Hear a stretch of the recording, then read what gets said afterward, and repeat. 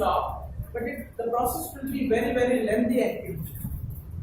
So in order to simplify those complex electric circuits, we will be learning two advanced laws given by Kirchhoff.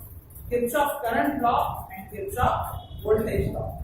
So before we actually enter into electric network analysis, we will try to learn some basic terminology so that when I will define law, it will not be, those terms will not be strange terms for you. So initially, let's start with basic terminology of electric network. Basic terminology of electric network.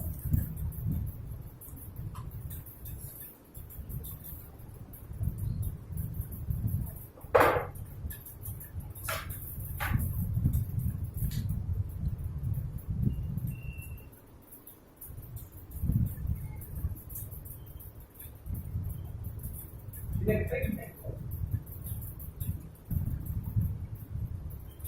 Well, what do you mean by electric network? Electric network or electric circuit? What do you mean by electric network? Remember, electric components connected in any manner. Electric components connected in any manner. Whether they are making sense or not, doesn't matter. Electric components connected in any manner is referred as electric network. Okay. Now, what are these electric components I am talking about?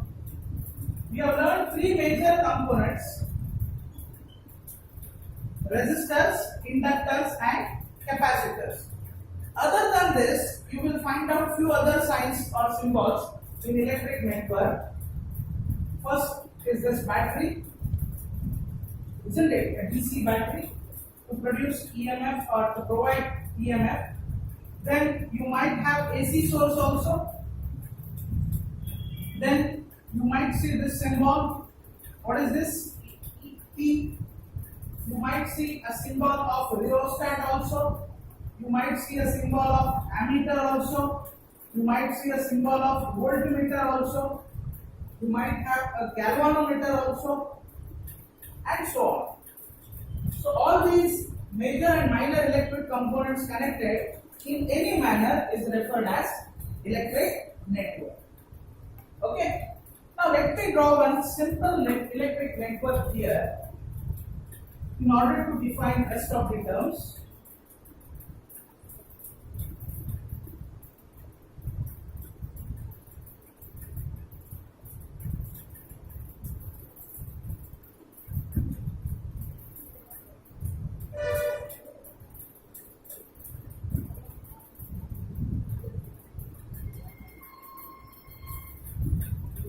Here if you want, let me connect one ammeter.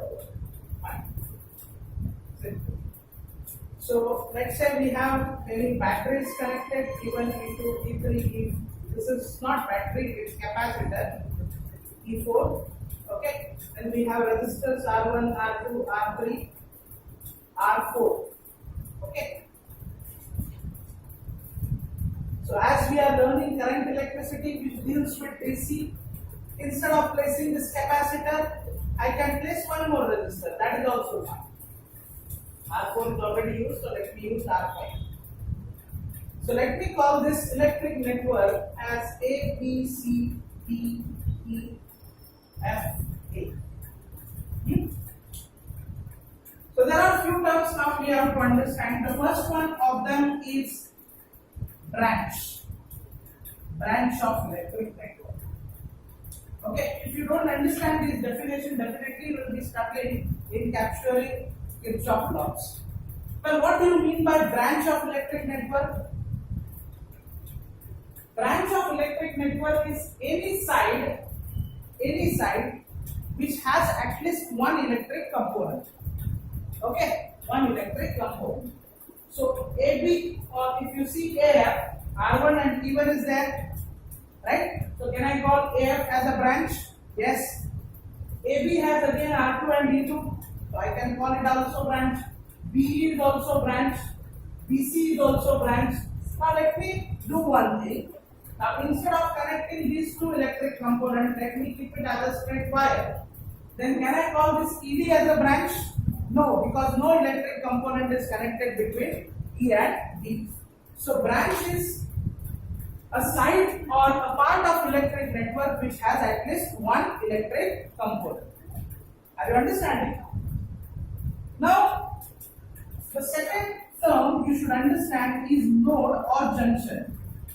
Node or junction. What is this node or junction? Node or junction is a point in electric network at which more than two branches are meeting. More than two branches are meeting. For example, let us say this point B. Point B. At point B, three sides of the networks are meeting: BE, BC, and BA. All the three are branches? Yes. So point B is such point at which more than two branches are meeting. But if you consider this point A, theoretically speaking, when more than one branch is connected to a point, it should be called as a node. But practically it will be useless because these nodes we are defining in order to take the algebraic sum of current. Okay. So we know at the point A, the current which is coming, it will leave. Right? But at point B, in order to find out in which direction how much current is flowing, we need to define it as a node. So node is simply a point at which multiple branches are meeting. More than two branches specifically are meeting. The third concept you should learn is mesh or loop. Mesh or loop. Okay. The first one was branch. Second one node. Third mesh or loop. Now what is this mesh or loop? Mesh or loop is actually a part of the electric network only. You cannot separate it out of the electric network. But for analysis purpose, we will consider that part alone is forming one closed path for current flow. For example, let's say in this big network, I can consider A, B, E, F, A, which is a part of this bigger network only, right? But A, B, E, F, A, I can consider for analysis by removing the other branches because it is capable of forming a closed path for current flow. Right? Similarly, I would have removed this AB, AF and FE and I would have kept this remaining part of the network and I would have called it as a loop. So loop is something which forms a closed path. Right? Loop is something which forms a closed path in a giant electric network. Also, you can remove this middle branch alone, BE, and you can call this A, here it was C, right? A, C, D, F, A as a loop. Are you understanding? So, loop is simply a closed path for current conduction. So, we understood what is electric network, we understood what is branch, we understood what is node, we understood what is loop. Now, we are at the level where you can learn or revise Kirchhoff's laws. This crash course lecture. Fine. So let's start with the first law given by Kirchhoff.